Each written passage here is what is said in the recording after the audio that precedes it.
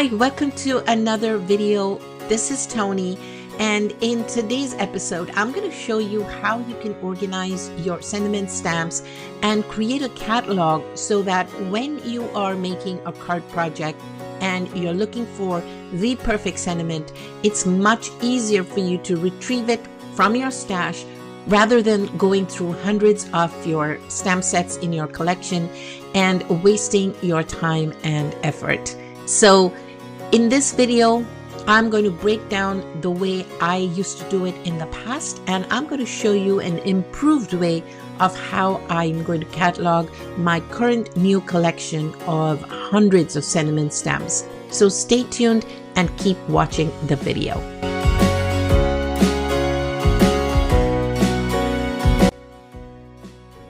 If you're like me, you probably have hundreds of sentiment stamps in your collection. And the reason I decided to share my method with you is that I always find that when I'm working on a card project, it's sometimes really difficult or even impossible for me to find the right sentiment for the right occasion because I have way too many sentiments to sift through. And as my collection grew, I noticed that I wasn't really storing my stamps in a very organized fashion. Naturally, with a day job and a passion for card making, it does get very challenging to find time to reorganize myself. And I'm going to first show you the method I was using in the past. But since my collection has grown, I found a way to organize my sentiments, and it's more intuitive and easy to find the right sentiment for the right occasion. So here's what I used to do in the past. I would stamp out the sentiments on a piece of cardstock, and then I would add a code, a letter code, to the stamp set as well as the sheet of cardstock, so that I could identify which sentiment set belonged to which stamp set. So I would just use these labels, and then I used to punch a hole through the cardstock piece, and I would string them together on some kind of a thing I found with it. I didn't have a binder clip or a binder ring or anything. So this is how I was storing my stamps. And these labels I purchased at my local dollar store. And I think there are like hundreds of labels in that pack. So it's easy for me to just, use 2 labels per stamp set. And once I had put all the stamps together and coded them, it was very easy for me to find which collection corresponded to which stamp set, because as you can see, all my stamp sets are also coded with a letter of the alphabet. And just for instance, if I'm trying to find the sentiments that are in S. So obviously first I will just go through my binder of sentiments, my collection, basically my catalog.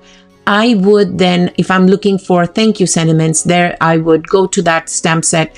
I see that, okay, this is what I want. And then I would go into my stash, my storage box, and find the S, the corresponding stamp set for it. So I would not have to necessarily go through every single stamp set within my storage boxes to be able to find the right sentiment. I could just identify the sentiment and find the stamp set.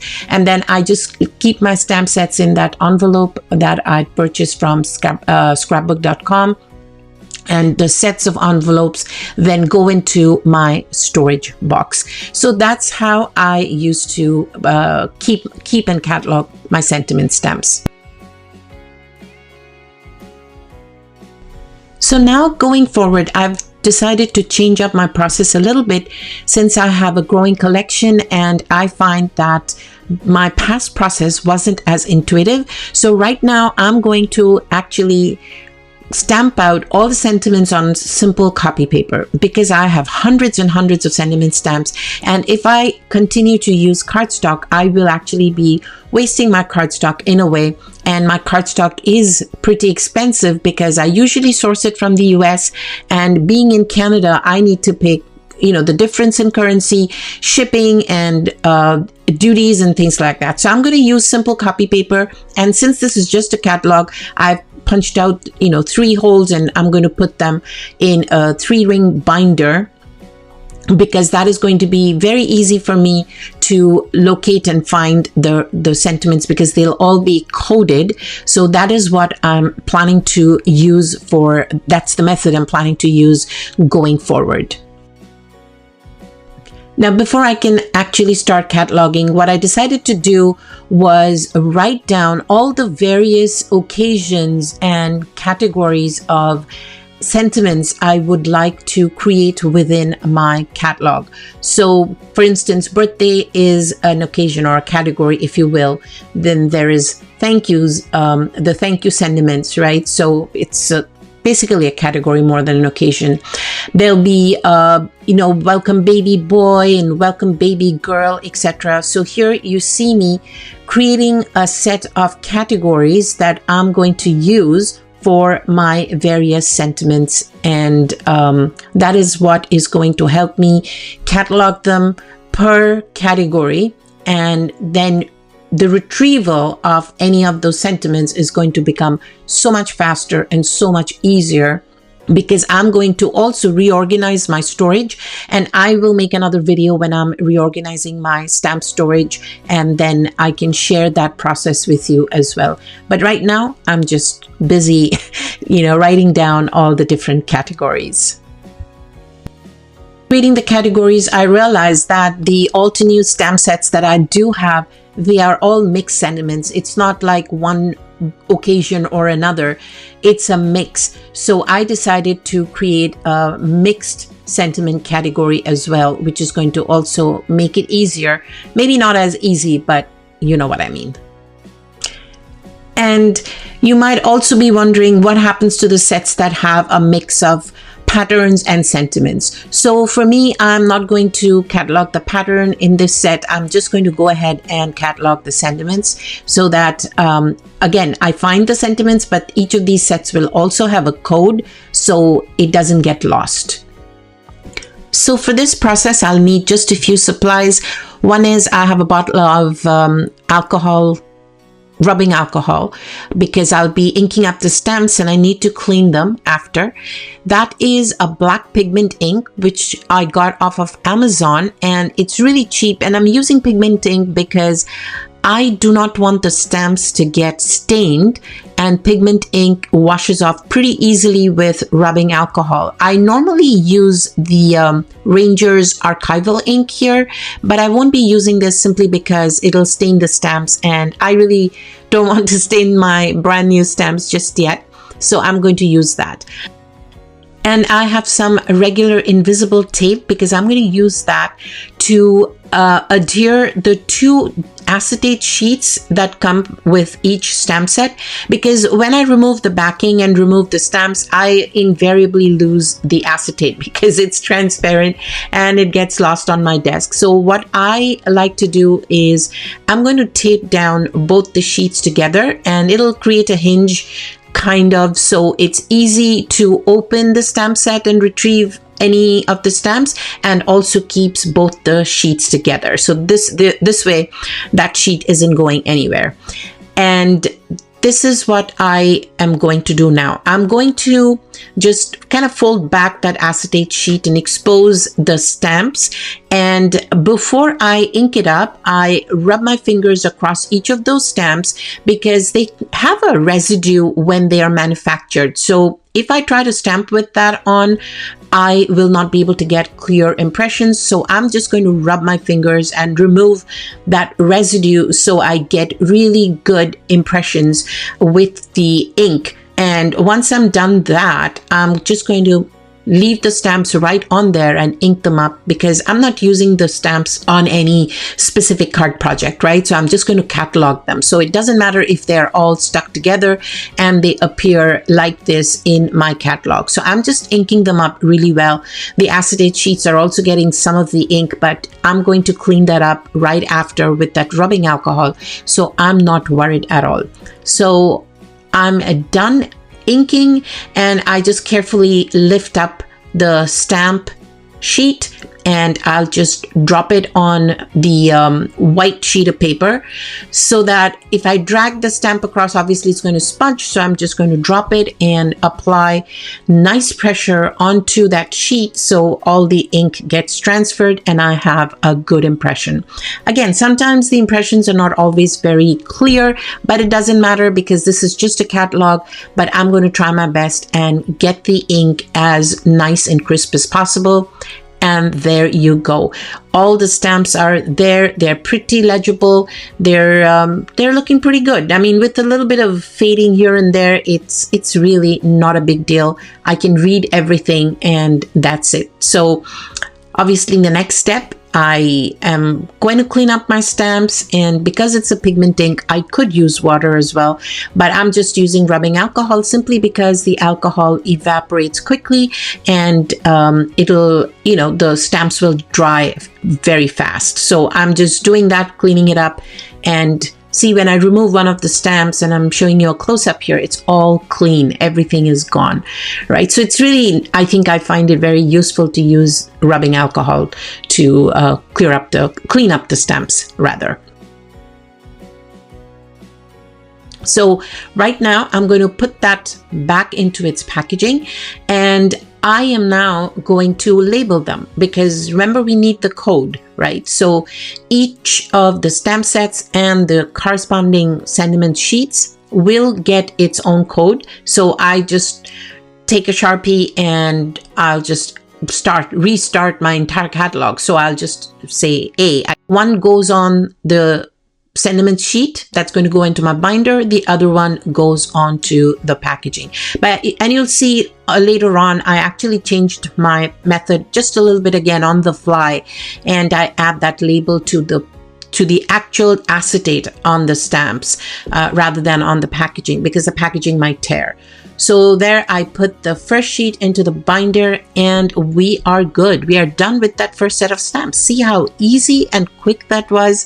So now I'm going to continue the same process with the other stamps, and since these are brand new sets, I'm going to have to repeat that process of, you know, putting the tape and creating that hinge and taping both the acetate sheets together so I don't lose them. And I'm going to keep quiet right now. You'll see me repeating the process of cleaning off the residue before I ink up the stamps and continue onward.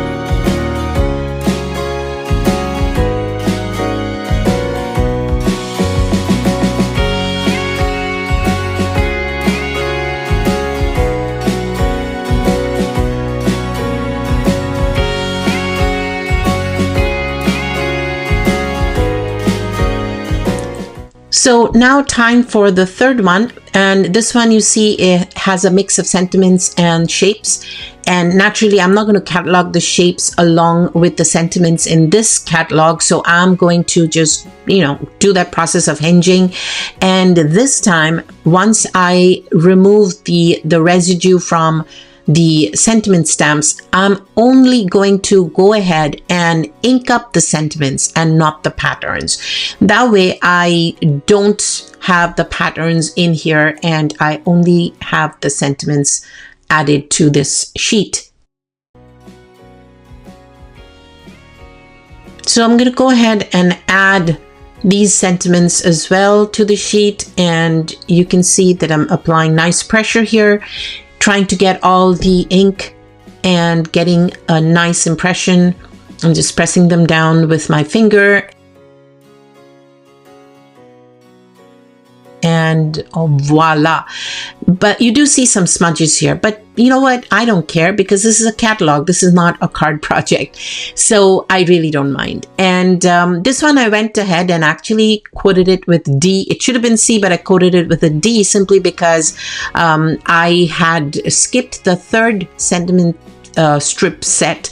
So I want to make sure that, you know, I code that C. Not that it matters really, because at the end of the day, they'll be all over the place. But as long as I have the labels together and I've labeled them correctly. And over here, you see me peeling off the label from the packaging and adding it to the stamp set directly onto the acetate, because the packaging might tear. I might decide to use different packaging, and that way I would lose the code. So now I have it on the stamp set directly and I'm good. So I have, I'm just repeating the same thing with the first set itself. And I think, you know, as we go along, we improvise and we come up with better ideas. So that's what I'm doing right here. I do that all the time. I'm trying to innovate in my card making and storing and everything else. I like to improve wherever I can. And this is, of course, the final sentiment strip. And you can see that there was a bit of a smudge over there. And again, I don't care because this is a catalog. I'm just going to go in with a pencil and just write over it and make sure I write over that as well. So even though the ink was slightly faded, I could still read it. But you know what? Why not? And there you go. I have the 4 sheets that I just created. I know this video is sped up because I didn't want to waste your time, but honestly, this takes just a few minutes and I know I'll be able to get a whole stash of this done. Now, you might be wondering what I'm going to do after. So what I'm going to do is I'm going to create tabbed dividers, right? Right now, I just have the sheets in there, but there's no categorization or classification. So what I'm going to do is I will, when I have the time, I will create nice divider pages for it. But just for now, I'll take those little post-it notes and stick it per category. So that was the mixed sentiments and I just added that. So now I can flip through and I know that these are mixed sentiments and I can read through the sentiments and retrieve the stamp set that I desire. And that's it. This is such an easy way to catalog and to organize your stamps. And I really hope you found this useful. Thank you so much for watching this video. And if you've watched until this point, please like this video and subscribe to my channel so that you get more useful videos. You're able to receive the notifications and you can watch them in future. I would love for your support to grow my little channel, and I look forward to coming up with more videos like these, as well as more card making projects and things like that. So until next time, take care, and I hope I'll see you again in the next video.